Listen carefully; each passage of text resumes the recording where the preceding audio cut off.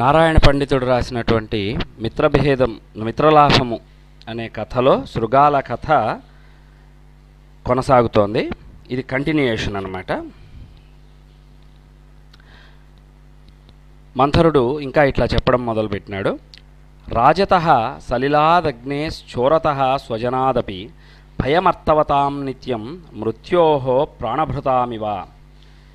ఇంకా ప్రాణికోటికి మరణ భయం వలె ధనవంతుడికి ప్రభువు వల్ల అంటే రాజు వల్ల, నీటి వల్ల, అగ్ని వల్ల, దొంగ వల్ల, బంధువుల వల్ల నిత్యం భయం ఉంటుంది.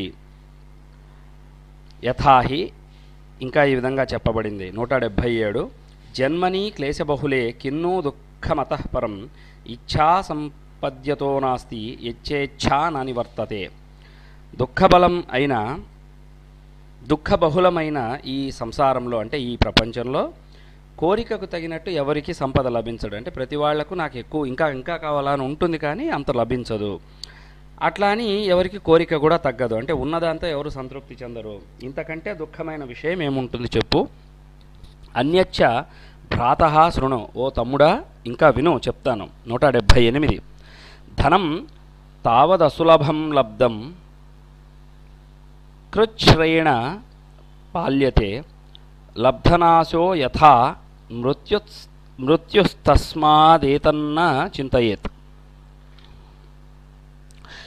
ధనాన్ని సంపాదన చేయడం మొదటి కష్టం, సంపాదించిన దాన్ని రక్షించడం మిక్కిలి కష్టం. ఇక లభించిన ధనం నశించినతో మరణం కంటే ఎక్కువ దుఃఖం కలుగుతుంది. అందుచే ధనచింత ఎక్కువగా చేయరాదు. 179 సా తృష్ణాచేత్ పరిత్యక్తా కో దరిద్రః కః ఈశ్వరః తస్యాశ్చేత్ ప్రసరో దత్తో దాస్యంచ శిరసి స్థితం. ధనాశను వీడితే దరిద్రుడు లేడు, ధనవంతుడు లేడు. ధనాశకు అవకాశం ఇస్తే దాస్యం నెత్తిన ఉన్నట్లే అవుతుంది. అంటే ఎప్పుడూ స్లేవరీ చేసినట్టే ఉంటుంది ధనానికి. అపరంచ అది కాక 180 యద్యదేవ హి వాంఛేత తతో వాంఛా ప్రవర్తతే ప్రాప్త ఏవార్థతః సోర్థో యతో వాంఛా నివర్తతే. ఏ వస్తువును గురించి ఆశపడతామో ఆ వస్తువును గూర్చి కోరిక పెరుగుతూ పోతుంది. దేని నుండి మనస్సు మరులుతుందో ఆ వస్తువు వస్తుతః లభించినదియే అవుతుంది. అంటే మనము ఎక్కువ ఆశించకుండా ఉంటే ఆ వస్తువు మనకు లభించినట్టే కదా. గద్యము కిం బహునా విశ్రంభాలాపైః మయైవ సహాత్ర కాలోనీయతాం. ఇక ఈ అధికంగా ఏం మాట్లాడేది ఏముంటుంది. ఇంకా నాతో కలిసి మీరిద్దరూ ఇక్కడ హాయిగా ఉండండి అని మంథరుడు ఆ కాకి లఘుపతనకానికి, ఆ ఎలుక హిరణ్యకునికి చెప్పిన. యతః 181 ఆమరణాంతాః ప్రణయాః కోపాస్తక్షణభంగురాః పరిత్యాగాశ్చ నిస్సంగా భవంతి మహాత్మనాం. మహాత్ముల యొక్క స్నేహాలు చనిపోయేంత వరకు నిలిచి ఉంటాయి.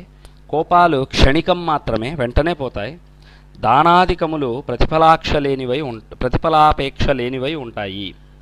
ఆమరణాంతాః ప్రణయాః కోపాస్తక్షణభంగురాః పరిత్యాగాశ్చ నిస్సంగాః భవంతి హి మహాత్మనాం. గద్యము ఇది శ్రుత్వా లఘుపతనకో బ్రూతే ధన్యోసి మంథర సర్వథా ఆశ్రయణీయోసి యతః. అయ్యా మంథరుడా, ఫ్రెండ్, మేము చాలా అదృష్టవంతులము. నీ వంటి వాడు ఎప్పుడూ అన్ని విధాలా ఆశ్రయించదగినవాడు. అంటే ఎప్పుడు ఫ్రెండ్షిప్ చేయదగినవాడివి నువ్వు. నీతో ఫ్రెండ్స్ చేయడం చాలా మంచిది అని అనింది.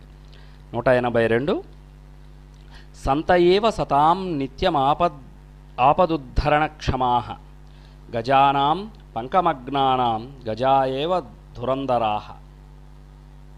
సజ్జనులే సజ్జనులను ఆపదల నుండి ఉద్ధరించడానికి నిత్యం సమర్థులుగా ఉంటారు. అంటే మంచివాళ్లే మంచివాళ్ళని రక్షించాలి. ఎందుకంటే బురదలో మునిగిన ఏనుగులను ఈ మిగతా ఏనుగులే బయటికి తీస్తాయి. అపరంచ అది కాక 183 శ్లాఘ్యః స ఏకో భువి మానవానాం స ఉత్తమః సత్పురుషः స ధన్యః యస్యార్థినో వా శరణాగతా వా నా శావిభంగా విముఖా ప్రయాంతి. మరియు ఈ ప్రపంచంలో ఎవడి వద్దకు వచ్చిన యాచకులు గాని శరణార్థులు గాని నిరాశచే విముఖులై మరలిపోరో అతడు మాత్రమే మానవులలో ప్రశంసనీయుడు, ఉత్తముడు, సత్పురుషుడు, ధన్యుడు అయినవాడు. గద్యము. తదేవం తే స్వేచ్ఛాహార విహారం కుర్వాణాః సంతుష్టాః సుఖం నివసంతి స్మ. అప్పటి నుండి ఆ మూడు అక్కడ స్వేచ్ఛగా ఆహారాన్ని తింటూ అక్కడక్కడ విహారం చేస్తూ సంతుష్టిగా సంతోషంగా అంటే సంతృప్తిగా సంతోషంగా నివసించేవి. అథ కదాచిత్ చిత్రాంగనామా మృగః కేనాపి త్రాసిత స్తత్రాగత్య మిలితః. అప్పుడు అక్కడికి చిత్రాంగుడనే ఒక జింక ఏదో విధంగా భయపడి అక్కడికి వచ్చింది. తత్పశ్చాదాయాంతం భయహేతుం సంభావ్య మంథరో జలం ప్రవిష్టః.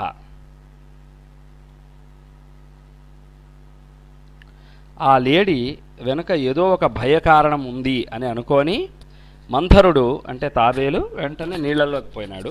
మూషికశ్చ వివరం గతః. ఎలుక తనకున్న బొక్కలోకి పోయింది. కాకో ప్యుడ్డీయ వృక్షాగ్రమారూఢః. కాకి ఎగిరి చెట్టుపైన చిటారు కొమ్మలో కూర్చునుంది. తతో లఘుపతనకేన సుదూరం నిరూప్య భయహేతుర్నకోప్యవలంబితః. పశ్చాత్ తద్వచనాదాగత్య పునః సర్వే మిలిత్వా తత్రైవోపవిష్టాః. ఆ లఘుపతనకుడు చెట్టు మీద ఎక్కి చుట్టూ చూసి ఎవ్వరూ లేరు అని నిర్ణయించిన తర్వాత ఆ ముగ్గురిని పిలిచింది. అప్పుడు అందరూ ఒక చోట చేరినారు. అప్పుడు మంథరుడు అనే తాబేలు ఇట్లా అనింది. మంథరేణోక్తం భద్ర మృగ కుశలం తే స్వచ్ఛయా చోదకాద్యాహారో అనుభూయతాం. నీకు ఓ చిత్రాంగుడా, ఓ జింక, నీకు మంచి కలుగుగాక. ఇక్కడున్న మంచి ఆహారము నీళ్లు తింటూ హాయిగా ఉందువు. అత్రావస్థానేన వనమిదం సనాథీక్రియతాం ఇతి.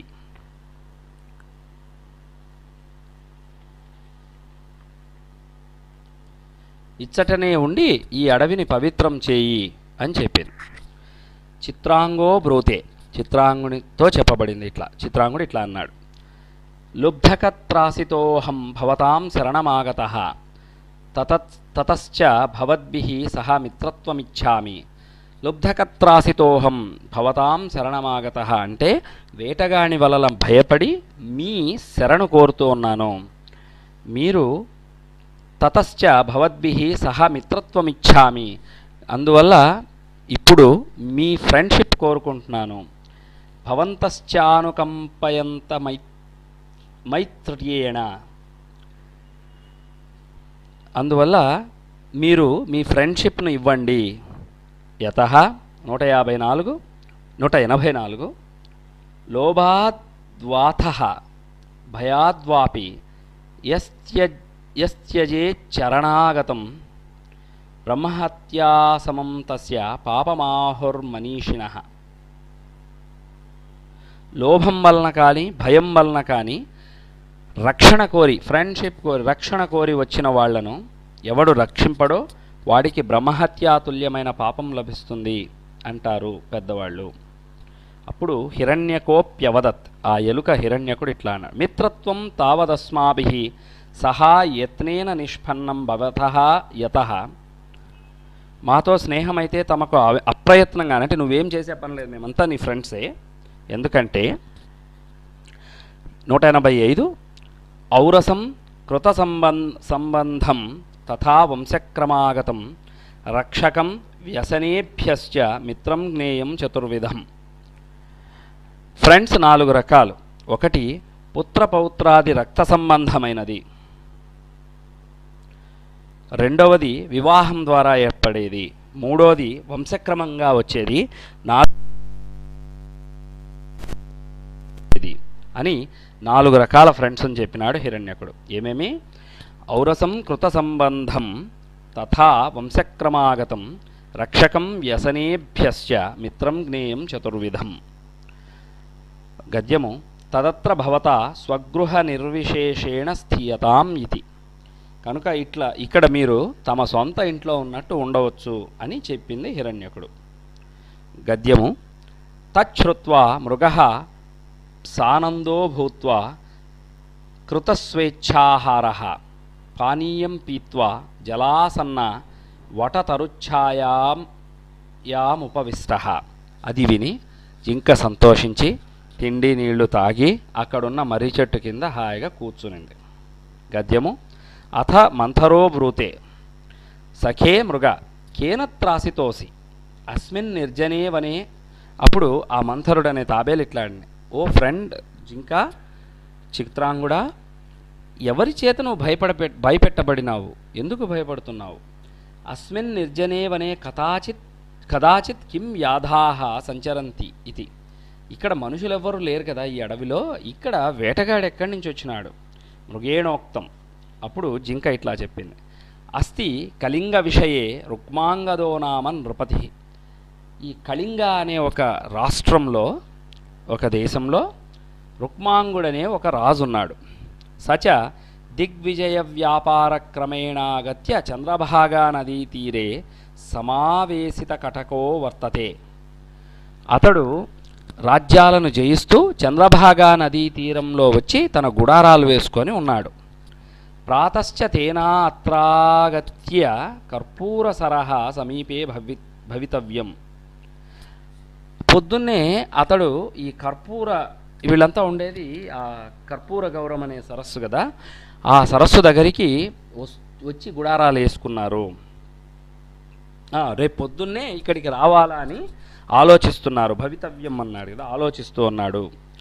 యాథానాం ముఖాత్ కింవదంతి శ్రూయతే. నేను ఈ విధంగా మాట్లాడుతూ ఉంటే కొంతమంది వేటగాళ్ళని చూసినాను. తదత్రాపి ప్రాతరవస్థానం భయహేతుకమిత్యాలోచ్య యథాకార్యం తతారభ్యతాం.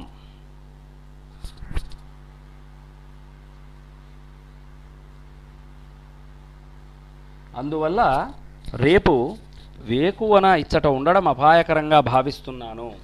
ఈ విషయాన్ని గురించి ఆలోచన చేసి ఏది మంచిదో అది చెయ్యండి అని చెప్పింది. తచ్ఛ్రుత్వా కూర్మః స భయమాహ. అది విని మంథరుడనే తావేలు భయపడి ఇట్లా అన్నాడు, మిత్ర జలాశయాంతరం గచ్చామి. అయ్యో, నేను నీళ్ళలోకి వెళ్ళిపోతాను అనింది. కాకమృగావపి ఉక్తవంతౌ మిత్ర ఏవమస్తు. అప్పుడు కాకి ఆ జింక కూడా ఇట్లా అన్నాయి, అట్లాగే కాని అన్నాయి. హిరణ్యకో విమృశ్యాబ్రవీత్. అప్పుడు ఎలుక ఇట్లా విని ఒక రకంగా నవ్వి ఇట్లా అనింది, పునర్జలాశయే ప్రాప్తే మంథరస్య కుశలం. వేరే చోట అంటే ఇంకేదన్నా వేరే సరస్సు దగ్గరికి, వేరే చెరువు దగ్గరికి పోతే మంథరునికి మంచిది, లేకపోతే స్థలే గచ్చతోస్య కావిధాయతః. కానీ నేలపై పోయేటప్పుడు మధ్యలో ఇతని గతి అంటే తాబేలు మెల్లగా నడుస్తుంది కదా, ఇతన్ని ఎవరు పట్టుకుంటే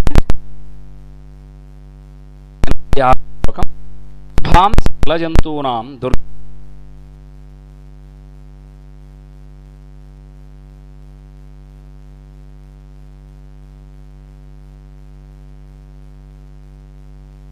పిల్లలో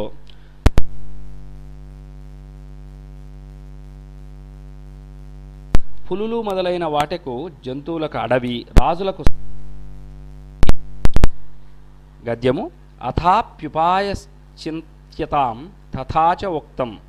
అందుకని ఇప్పుడు ఏదో ఒక ఆలోచన చేయండి. ఎందుకంటే 187 ఉపాయేన హి యచ్చక్యం స తచ్చక్యం పరాక్రమై శృగాలేన హతోహస్తి గచ్చత పంకవర్త్మన. ఎందుకంటే ఏది ఉపాయంతో సాధ్యమవుతుందో అది పరాక్రమంతో సాధ్యం కాదు. అంటే కొన్ని చోట్ల బలంతో సాధ్యమవుతుంది, కొన్ని చోట్ల ఉపాయంతో సాధ్యమవుతుంది. దానికి ఉదాహరణగా ఒక కథ చెప్తాను, వినండి. ఏనుగు ఒకటి బురదమంటిలో చిక్కుకున్నప్పుడు నక్క ఉపాయంతో దాన్ని చంపింది అని. మామూలుగా అయితే నక్క ఏనుగుని చంపలేదు కదా, కానీ ఈ విషయంలో ఉపాయంతో నక్క చంపింది అని ఆ హిరణ్యకుడు ఈ కథ చెప్పడం మొదలుపెట్టినాడు.